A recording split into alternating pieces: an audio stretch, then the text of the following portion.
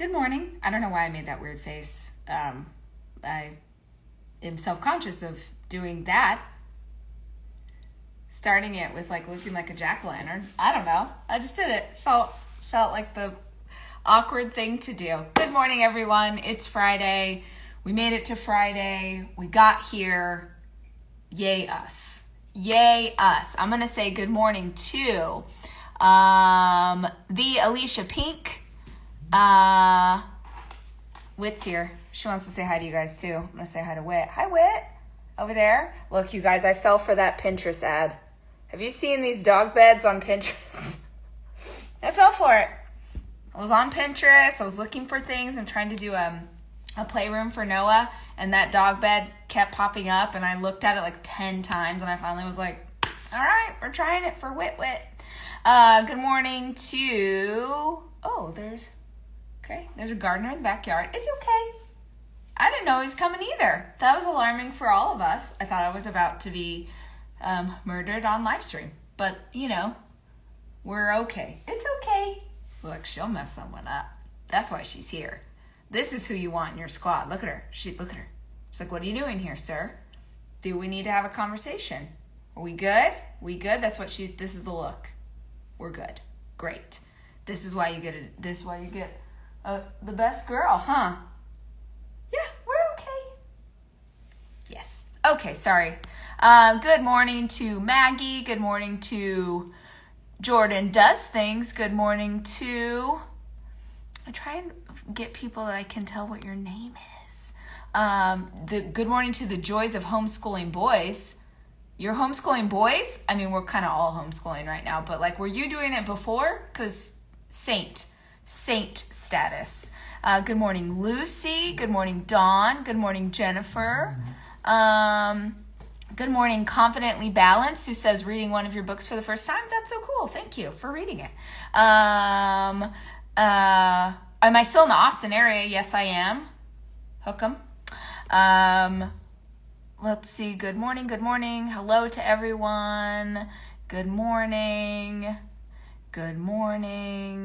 Hello. Okay, it's Friday. Guys, we're here. We did it. We made it through the week. I met with my therapist yesterday, so I have all kinds of feelings and thoughts about life and myself and what is happening in the world around us. But I thought, good morning to you in Iran. I see you. So I thought that it would be cool because it's Friday that maybe we talk about what's going on with you. So typically when I come into these live streams with you guys, I'm sharing something that I feel like maybe will be helpful or maybe will be motivational or inspiring, but I'm kind of making it up, obviously, about just sort of my instinct of maybe what you want to hear. And I thought since it's Friday, that we could do sort of a Q&A. So specifically, I would like to just hear what's going on and how are you feeling, and is there something that maybe I could speak to? So imagine that you're sort of in a one-on-one counseling session with rach, and what are the things that I can answer? So I'll tell you because people are asking. I've been doing a lot of work about, a lot of therapy touches on your childhood, obviously, and if you've read my books, some stuff has happened in my childhood, and that was nothing new, but I'm seeing someone right now who works a lot on the inner, I don't mean to do this, I don't know why I gave it air quotes, but the inner child. So I'm not going to explain this well, but that each of us have inside of us our inner child. I know this sounds like woo-woo or hippie or whatever, but that inner child who is a collection of you sort of at every age. And if there was trauma that you went through at certain ages in your life, that those are things that inner child still carries with her or with him. And that so much of the things that we go through now are that inner child who never healed from something, who's sort of reacting in a way. So one of the things that I've come to understand is we're gonna go deep right now, you guys. Just bear with me, just be with this in this moment, and then I'm going to take questions. So hold on to your question. Oh, Brene Brown talks about this all the time. I love that. Can I be honest? I've never read a Brene Brown book. My older sister loves her times 1,000. And so she's talked about Brene for years, but I have never read her stuff because I'm always afraid that I'm gonna, a lot of authors do this, that you try not to read in your category because you inevitably pull, like you say something and it's like, oh no, that was from something you read already. Like when I was writing my new book, Beans, my best friend, who most of you know, was editing her book that just came out, and I couldn't read it because I was so afraid that I would accidentally take something and not consciously but use it in my stuff. So I've never read her. I know, you guys, it's crazy. But anyway, sorry, I got distracted by a comment. Anyway, so we were talking about inner child and this idea of what are the things that are manifesting in your life and that come from your childhood and something that has never healed in you. And for me, a big one is people pleasing. We have talked about this a ton, you and I. I've talked about it in my books, I've talked about it on stage, we've talked about it on live and in podcast episodes many times, is that I was definitely raised to please others. And specifically for me, I was raised to please men. Mostly just because my dad is a very strong personality, and lots of us have this, right? And so our family culture really revolved around making sure that he was happy, okay, that he wasn't angry, that he felt good. And so people pleasing, it's almost like a bad description, because pleasing wasn't about being pleasing to someone else. Pleasing was about safety. Pleasing was about security. If you read Go Wash Your Face, I talked about this in that book, but my dad had a very, very bad temper. And you never knew how that might manifest or how that might show up, which means that, and please tell me if you guys have this in your life as well.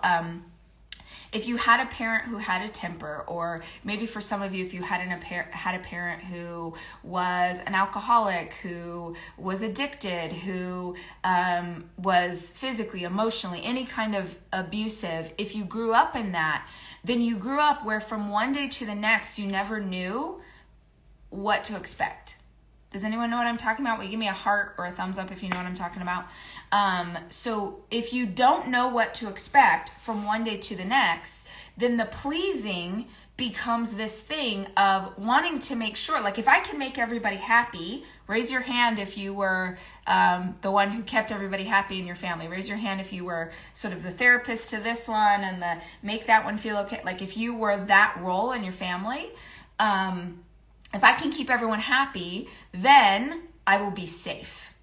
And of course, as a child, that was not something I could understand. And I'm really only starting to take my people-pleasing tendencies back all the way to childhood. And so what I realized is that people-pleasing then led to me, listen, because I know this is going to be some of you too.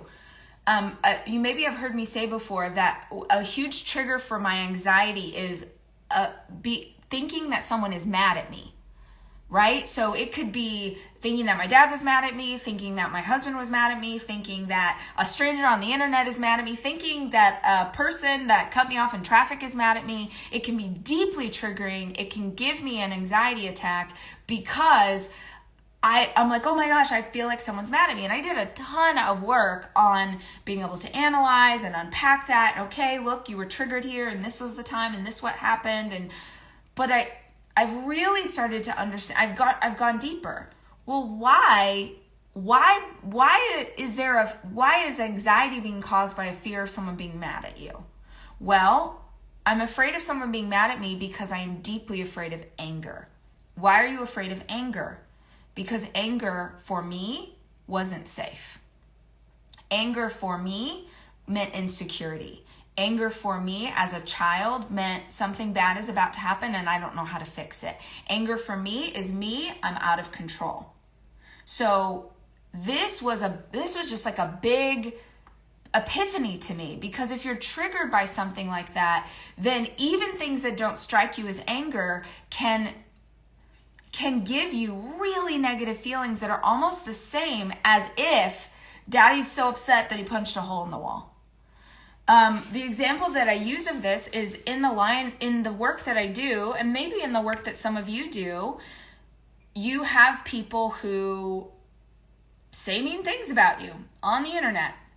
I have a lot of people who say mean things about me on the internet, and that has been a part of my job and my work for a really long time. And I can very consciously, I was explaining this to her last night, that like 37-year-old me fully sees, oh, you okay? Okay, she's okay. 37-year-old me fully can see a stranger on the internet writing a blog article, making a video, saying mean things on social. I can fully separate that, right? So I can look at that and go, okay, number one, that person does not know me. If you don't know me personally, then you saying anything about me is totally irrelevant, because this is your imagination, right? This is what you are putting together based on some random information that you found out about me online. But none of that's real. Like, if my best friend says something, and then I'm like, okay, we need to talk. This is work that you need to do on your heart and yourself. But my 37-year-old me can see that and consciously not have an issue with it. But why do I still feel those feelings of anxiety? Because I do. And I can talk myself around, and I can work myself through it, and I can get back focused on where I need to be. But I really do hate that it takes me time. I hate that I'm distracted. I hate that I go to that anxious place. I hate that I'm like, okay, let's go through the routine. Let's work yourself backwards. Let's not go to this place. I'm just like, I want to get past this. I'm 37 years old. I do not want to keep carrying this into my life.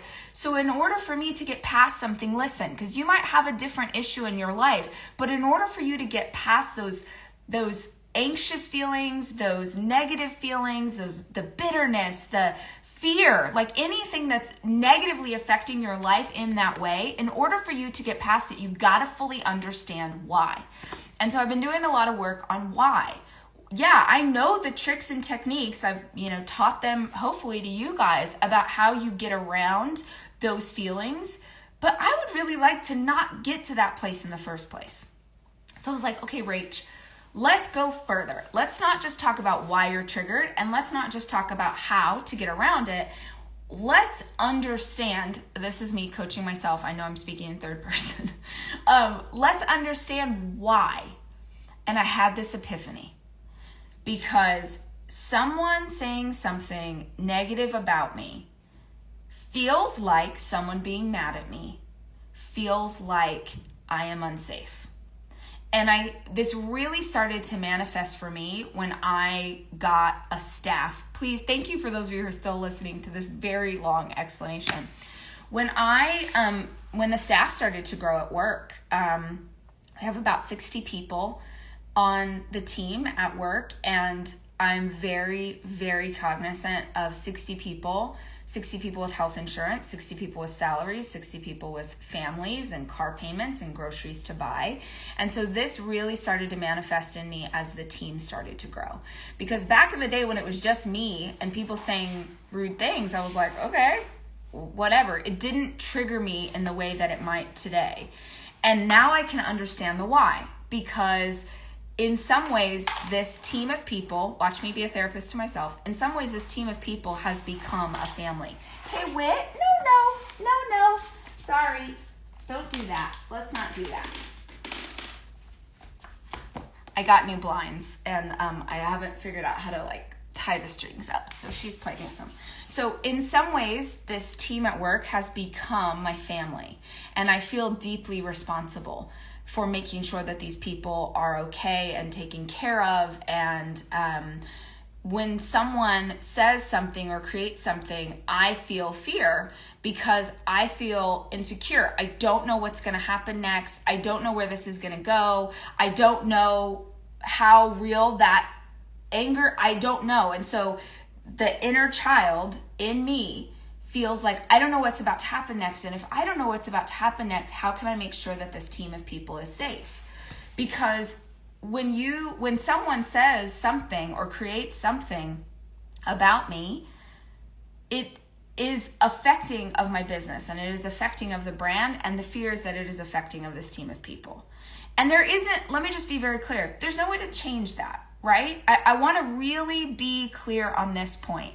That if you want to, we talked about earlier in the week, this idea of we need to hear your voice. We need you as a leader. We need you using your platform. We need you building a community. We need you, yes, you listening to this right now.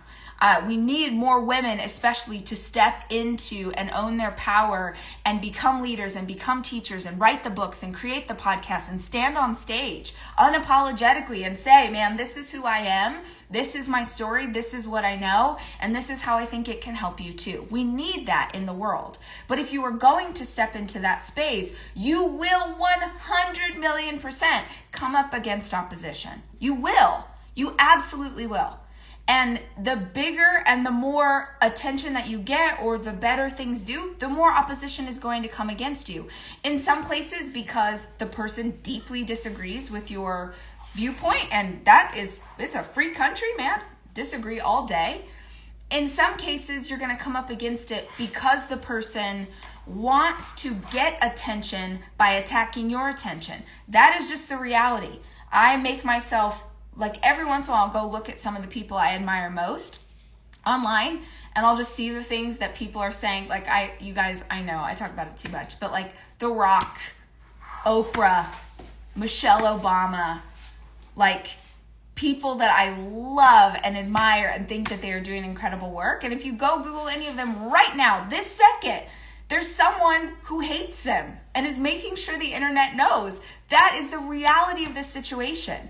And the truth is that if you give up, if you stop doing the thing that your heart calls you to do because someone doesn't like it, then you're right, you should quit. Because to do this work, to spread your message, to push it out in the world is going to take a warrior. It's going to take incredible strength. It's going to take someone who gets back up. It's going to take someone who cares more about the message than they do about their ego.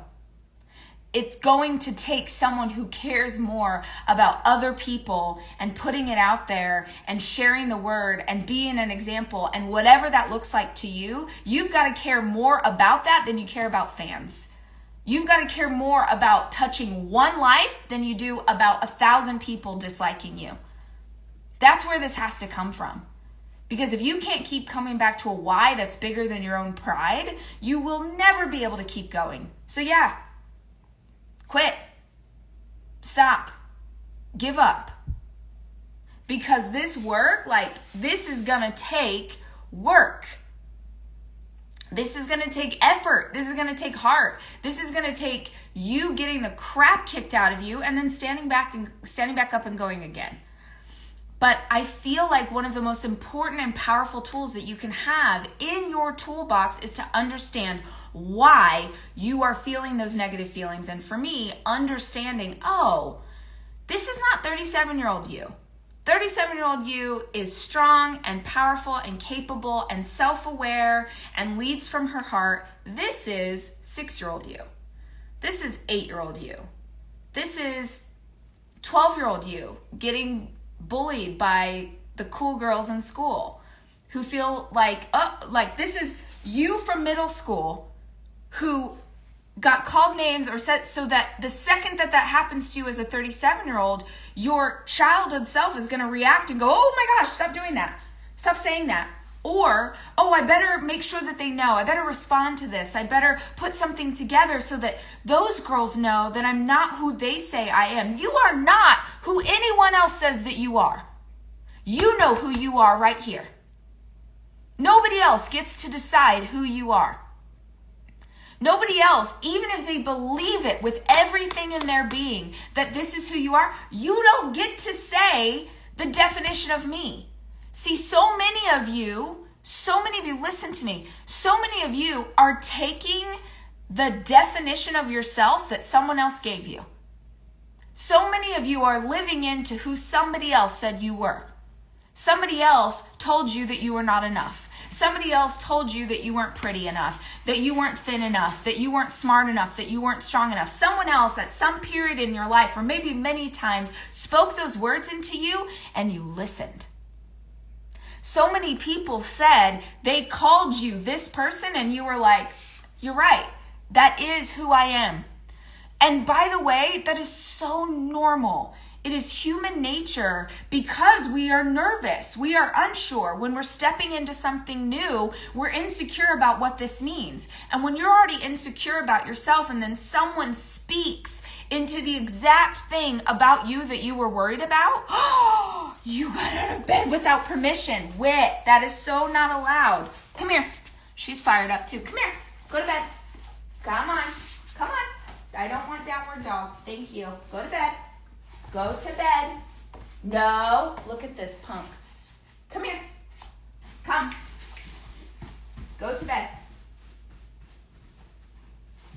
Down. Good. Stay. Sorry. That's a big rule break. If any of you have dogs that are bed trained, she's bed trained and you are not allowed to get off the bed without permission. I'm getting sidetracked.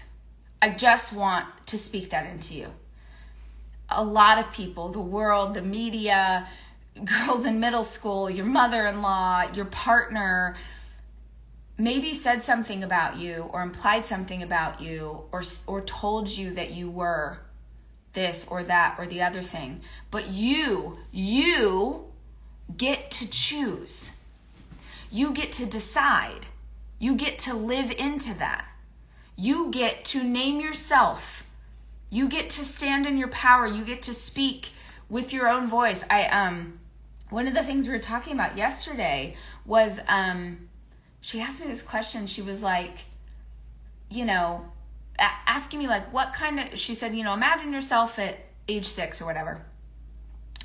And she said, what talk about, like, it almost sounds like you felt like you didn't have, or you didn't have a lot of power or something, like that you couldn't, that you couldn't speak your mind, that you couldn't, and I kind of laughed, because it was something I never thought about in my entire life. I was like, I never had power as a child. Never, never, never.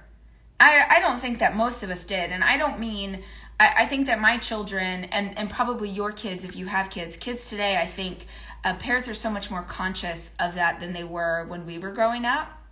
I grew up in a children should be seen and not heard. There was no power. And not even was there no power in the sense that we have it today, but there was no power to say if you didn't like something, or if you were scared, or if you were hurt, or if someone was doing something that made you feel unsafe. There was absolutely zero power that I had as a child. And I wonder how many of you, especially women who are watching this, felt the same.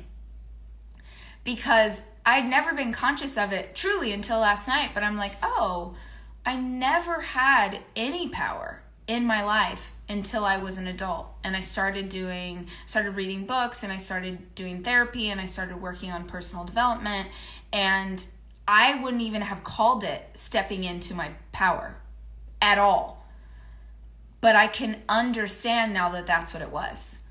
And kind of the easiest way that I can think of to describe that is the ability to use my voice. The ability to share stories, the ability to teach.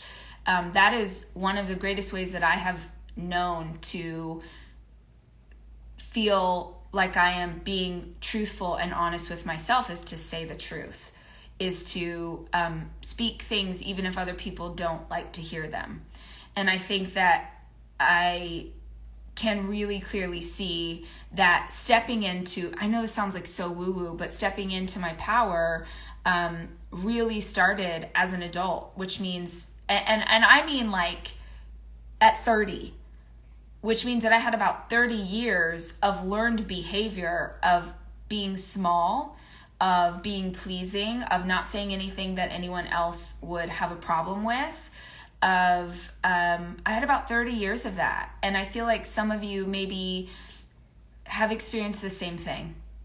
And so, I just wanted to talk about that today. I don't know if anything I just said, if that was sort of like word vomit, or if anything I just said, I hope kind of sparked something in you. But this is an evolution for all of us. I think that as long as I'm blessed to be here on this earth, I hope that I continue to learn myself better and to become more self-aware and to see why I do the things that I need to do. And the other thing that I thought too was, 37-year-old me can look at people, and my example is people on the internet, right? Your example could be your in-laws, could be people in your community, could be your sister, but people saying things about you that really hurt your feelings, that are not true, that our instinct is to fight back, our instinct is to comment back, our instinct is to make sure that they know, our instinct is to please and make it okay. And, for me, it's like, I have learned this idea that someone saying something about me doesn't affect me because that's just their opinion. And an opinion can't hurt me personally, right? But the other thing that I like to think about, for what this is worth, is that when I happen to see someone say something, when I happen to see something that hurts my feelings, when I happen to see something that feels like vitriol, that feels like, man, I can't believe another woman is saying this about a woman, when I happen to see that, I want to stop and feel gratitude. I want to teach myself to not feel fear, to not feel worried, to not feel anxious, to not feel negative. I want to feel gratitude because I want to be grateful for the reminder of who I never want to become. I never, ever want to be the kind of person who would devote time to trying to destroy another person. I never want to be the kind of person that tries to hurt other women. I want to be the kind of person that lifts women up. I never want to be the person that is spewing negativity. Like, one of the things that I get so much crap for is being positive.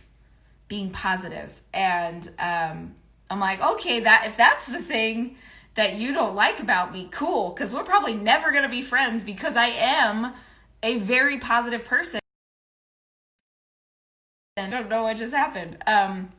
But anyway, that's my new thing, is that when I see it, and maybe you can do that. Maybe you can, if your mother-in-law says something snide, instead of getting your feelings hurt, maybe you can just in your heart think, right, thank you for the reminder of who I never want to become. Thank you for the reminder of showing me the kind of woman that is the opposite of who I am. Thank you for that reminder. So, my therapist says that everybody in our lives are here to teach us something. Even the people who feel antagonistic or mean, they are here to teach us something. So maybe it's about asking yourself, what are these people in your life? What are they meant to teach you in this moment? All right, now, I know I just talked for a very long time about therapy, but can I answer any questions? I'd love to speak to specifically what you are going through right now.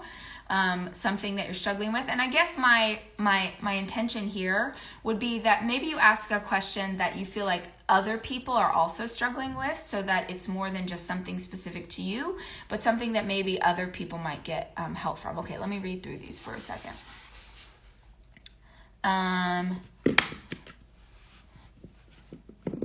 Okay, so someone just said, Mrs. D. Well said, what do you do when someone's life is out of control and they continue to be so negative and you give them solid, life-changing advice and they don't ever take it? Knock it off. You, not them. It is not your job to fix this person. I assume that you're not talking about your child who's under the age of 18. I assume that you are talking about a grown-up. And if you were talking about a grown-up, then what are you doing? What I would actually ask to you, I understand that you have the best of intentions at heart in trying to give someone advice, but with respect, there's some ego wrapped up in this. Even the way you described it, you said, I gave them life-changing advice, and they are not listening to it. Why do they're on their own journey. They are on their own path. It is not your job to fix them. It is not your job to make it better. If they're burning down their world, if they're making bad choices, that is their decision. Every single person in this life is on their own path and their own journey, and you will make yourself miserable if you try and fix them or change them or make it better. So if this is a situation where the person keeps coming to you and keeps asking for advice because they keep messing things up and they're not taking your advice, then remove yourself from that situation. Just, hey, with all the love in my heart, Sarah, thank you. I love that you want my counsel, but respectfully, you don't ever really take anything that I say to heart. And so it feels like it's probably not the best for me to play this role with you, right? So for what that's worth, this is their thing to fix. This is not yours. You are giving so much time and so much energy to this person, and let it go. We are not here to save other people. We're not here to do the work on other people. We're here to do the work on ourselves. Okay. So someone said, when someone is so mean that it hurts in the gut, do I just ignore? I do not engage. Well, okay, so you don't engage. So how or why are you interacting with this person? If someone is so mean that is physically hurting you in the gut, the therapist actually said this last night. She said, because we do a lot of work on like pain in the body and how emotions affect different parts of your body. So when you say gut to me, that says solar plexus to me, right? That says whatever, I don't know, who's a like yogi who knows this? This isn't your root chakra, is it? I don't know, but whatever is like right here in our stomach, that to me, when you're feeling like someone so mean that I'm feeling it in my gut, is someone so mean that I'm feeling, this is where we are centered, right? This is our power. This is us feeling stable and centered in and of ourselves. So when you tell me that it is affecting you here, it to me is more powerful for you to understand why what that person is doing is affecting you in that way. You cannot control this person. And no, you should not engage. And if you can, don't interact with them at all. If someone is mean, why on earth would you be interacting with them? But if for some reason you have to, like it's a family, something like that, at least understanding why it's affecting you physically in that very specific way will help you so much to circumnavigate the effect that it's having. How do I make sure my girls don't have negative inner talk like I do? What a great question. Man, I think honestly, I'm going through this in real time. It's not just my girls that I want. It's not just Noah that I want to make sure this doesn't happen with. I want to make sure it doesn't happen with my boys either. So I obviously am not an expert on that, and I'm sure there are great books that you can read. But for me, it's about talking a lot.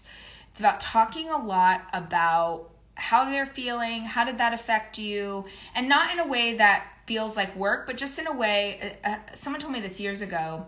They said, when you're talking with your kids, you need to listen 90% of the time and talk 10% of the time.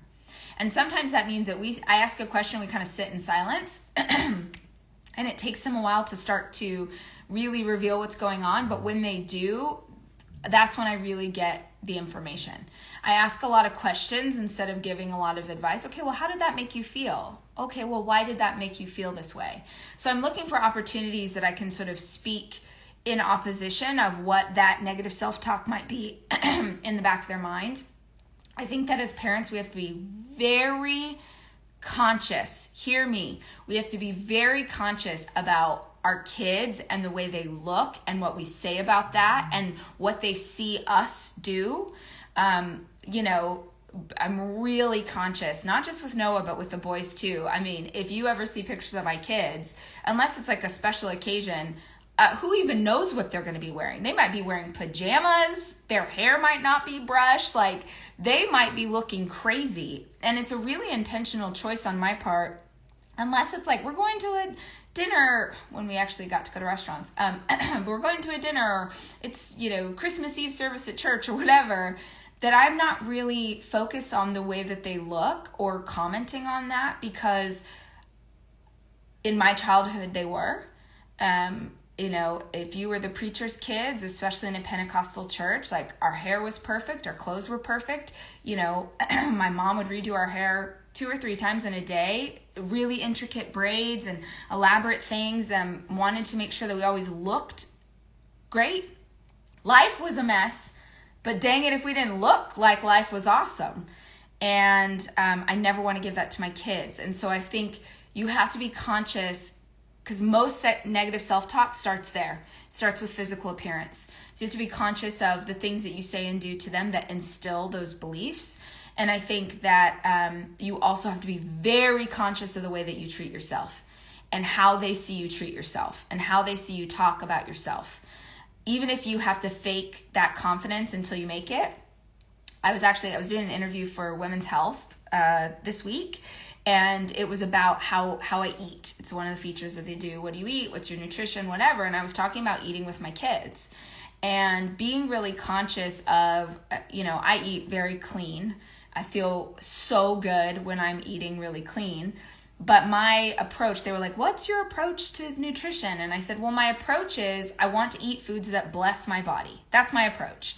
And most of the time that means raw fruits and veggies, great protein, nuts. Like, I eat very clean, but sometimes I might need to bless my body with a piece of cake, right? Like, I'm very graceful with myself when it comes to food. And I'm really conscious of, at dinner time, eating what my kids eat. So I never want it to be that I'm making them a dinner and then I'm making myself something totally different, because I think even in that, I'm saying to them that what they are eating is wrong, what they're, oh, you're having pasta, that's wrong. Look, even if I'm not saying it with my mouth, if I make the kids spaghetti and then I'm eating grilled chicken breast and broccoli, I am signaling to them that there's something wrong with what they're eating. So it's just little things like that. I, again, have gone off on a tangent, but that would be my advice, is just to be really cognizant about how you treat yourself and how they watch you treat yourself. Which son is most like his mama? I think they're all like me in different ways. Jackson is very dramatic, which is for sure me. Sawyer is sensitive and charming and can make friends with literally anyone at any time. That is for sure me. Ford is very creative. The artist, the painter, the imagination, 100%. That they all have a little bit of me. I went for so long, I missed all the questions.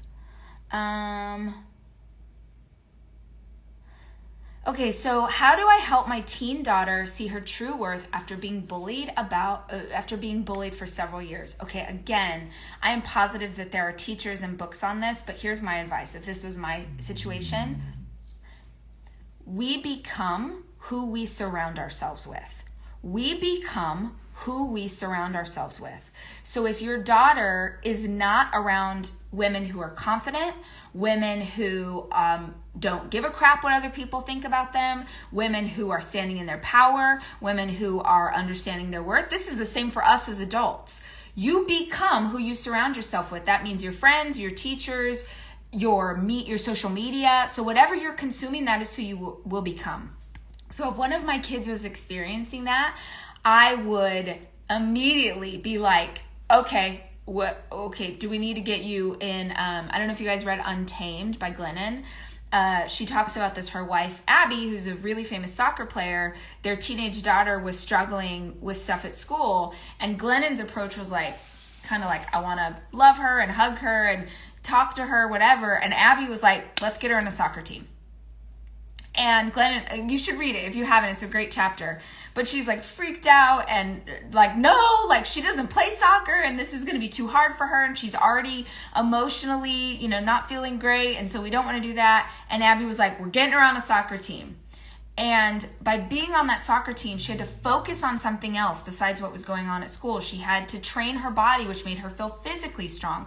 Obviously, by moving your body, you change your mind. You've got great, endorphins going. You're lowering the cortisol, so many great. But also, you're on a team with a bunch of other badass girls who are not focused on what random meanies at school are saying. They're focused on their own power, physicality, getting better, working on something, the nuance of becoming a soccer player. So I would be very conscious of who she is surrounding herself with right now. We send our kids to camp every year. We've done that for quite a few years. And one of the reasons I love camp so much, I know the world is weird right now, it's not easy to do this, but one of the reasons I love camp so much is because of the counselors. because they're with counselors who are teenagers and college students who are well-mannered and smart and like getting their masters at UT and USC and whatever. Like, they have counselors who come from other countries that like speak other languages. They are exposed to a totally different kind of human being, and it's very natural for children to be in awe of like an older, cool teenager. And so they start to go, oh wait, that's who I want to be, not this. That's who I want to be. So that would be my advice there. Okay, let's see. Last question, because I gotta go do my workout. Okay, I'll do this one. So how do you build self-esteem? How do you build self-esteem? Okay, I don't know. Again, I feel like there's a million books. Would you stop sighing? Like, her life is so hard because she has to sit on a live stream for a minute. I don't know what everyone else would say, but I think a lot of like an easy hack for self-esteem for me really came in physical. I don't mean looking a certain way. I mean feeling a certain way, because I was doing physical things. I'm sure that you guys have heard me talk about this before, but becoming a runner, starting with that first 5K, like couch to 5K, challenging myself to do something physically that I never in 1 million years thought that I could do. And I actually did it, and I didn't die. I didn't do it gracefully. I didn't do it beautifully. I was sweating. I thought I was going to puke or like poop my pants. Like, I was a mess getting from couch to 5K, but I did it.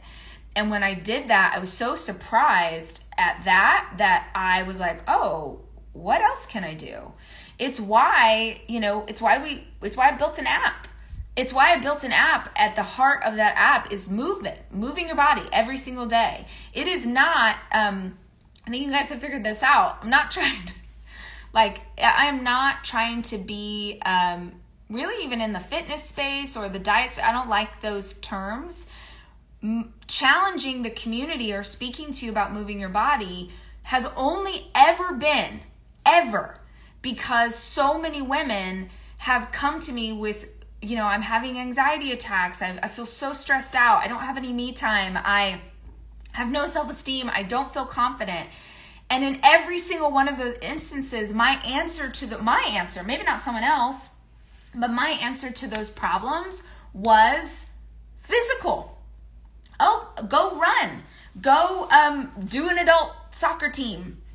Go try horseback riding. Go take a tap dancing class. Go do something physical that you didn't know you could do. And to me, it's an easy hack of like, whoa, okay, I did that. And self-esteem, it sticks when it's earned. I don't know how else to say that. Like, you could sort of say, someone could be like, oh, Becky, you're so smart. Becky is so smart. We saw her speak in this meeting. She is eloquent. She is so smart. And you could feel that, right? You could take that in and be like, I am smart. Thank you. Feel good, whatever. But even with something like smart,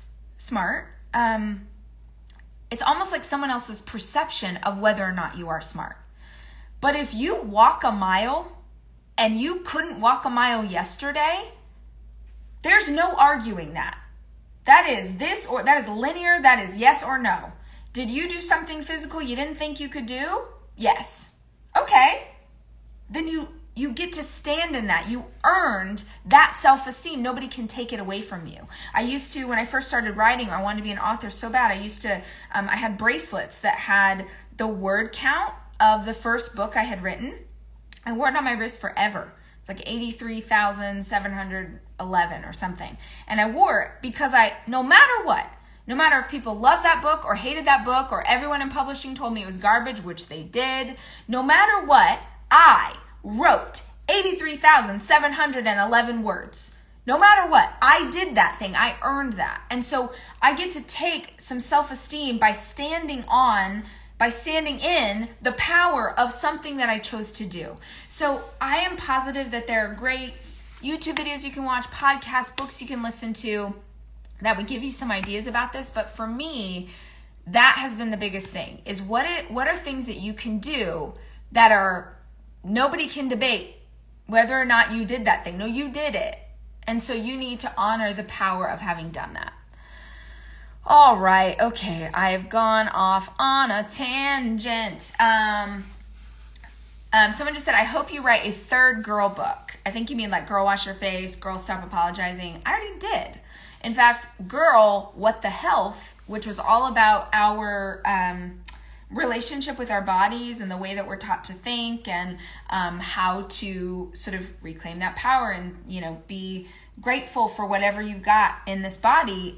It was supposed to come out this year.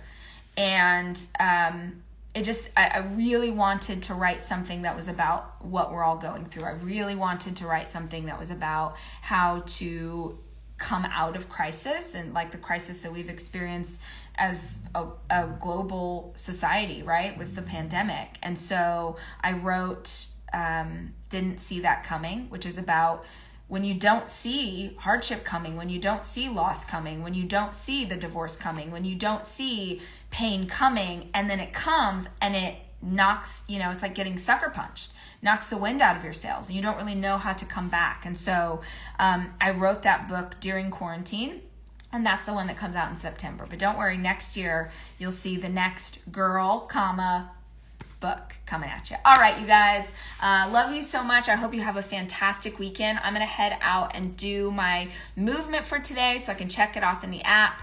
When you check it off in the app, it sounds like this. I hope that you guys are going to get your movement in too. You've been doing so great all week. Keep that promise to yourself. Remember, it doesn't have to be anything crazy. It just has to be you doing something that'll bless your body today. So hope you have a fantastic day. I will see you back here on Monday. I love you, and I'm rooting for you.